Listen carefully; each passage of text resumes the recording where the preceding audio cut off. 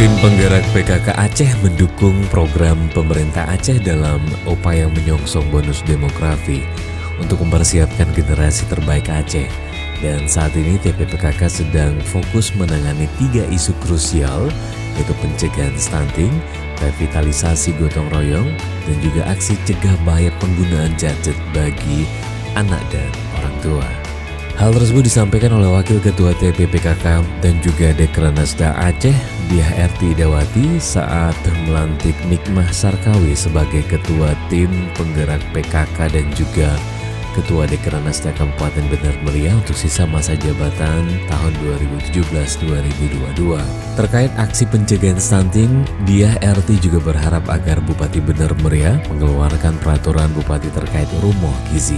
Sebagaimana diketahui saat ini Aceh menduduki urutan ketiga nasional untuk angka stunting, khususnya balita.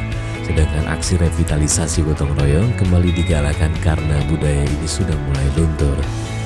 Menurut wanita yang juga aktif mengajar sebagai dosen teknik arsitektur Fakultas Teknik Unsia, gotong royong merupakan budaya warisan Indatu yang di dalamnya terdapat semangat, solidaritas, dan juga meningkatkan rasa kesetiakawanan sosial.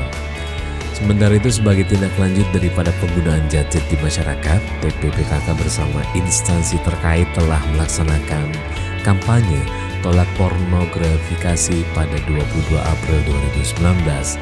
Sedangkan deklarasi cegah stunting juga diselenggarakan pada tanggal 3 Maret 2019 di